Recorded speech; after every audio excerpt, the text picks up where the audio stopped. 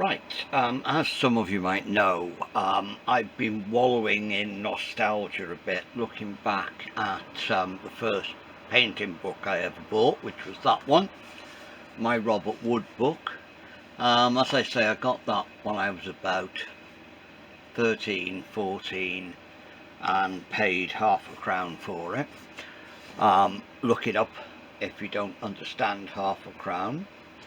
And around about the same time I bought this brush. It's seen better days, the tip's broken off, and I don't know if you can tell, but the ferrule's held on by insulated tape, but it's been like that for donkey's years. But that brush, which I still use for skies and stuff like that, rough edges, I bought.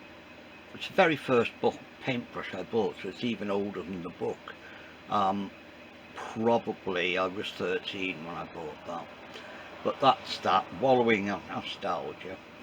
Then a mighty spring forward to my 21st birthday, and this was my 21st birthday present off my mum and dad.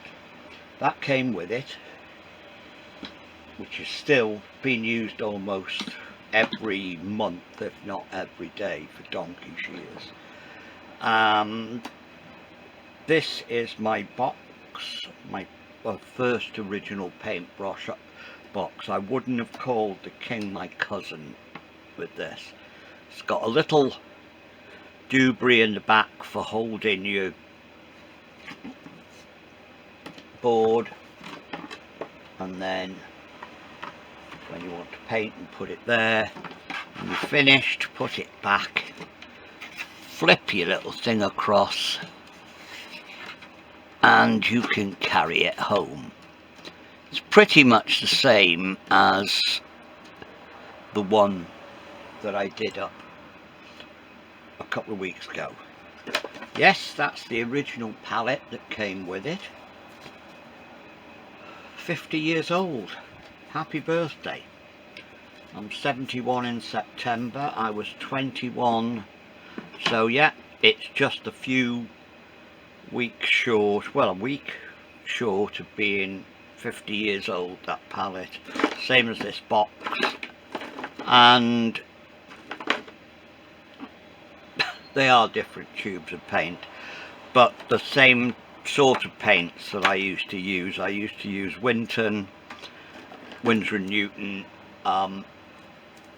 students quality, which is what I used to be able to buy in my local art shop. I used to use those paints more or less all the time.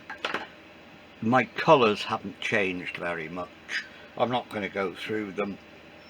There's a few odd ones that I don't use very much, and some I've changed slightly, but basically it's 2 reds, 2 blues, 2 yellows, and the umbers and siennas, and that's it really. Anyway, I just wanted to share that with you while I'm wallowing in nostalgia.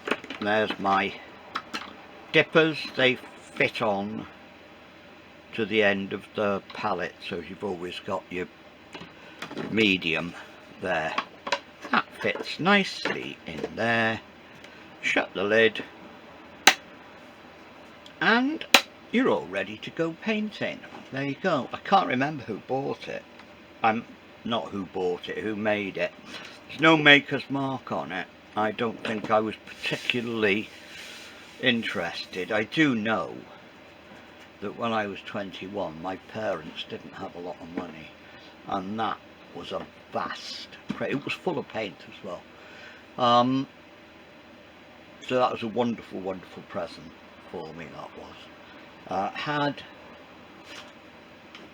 No, can't find it. Also had 3 palette knives inside it, which used to sit in there, as well as a couple of paintbrushes, and I loved it, and it still gets a bit of use today. It's still polished up, covered in paint in bits, but I do try to look after it, and I still keep my Winsor & Newtons in it. Don't always use it to paint in. I'll get the paints out that I need, and I tend to use either a big easel or my table easel, which is there, all set up for the next video. There you go, just a quick one, and I'll start recording another oil painting based on a Robert Wood in a minute.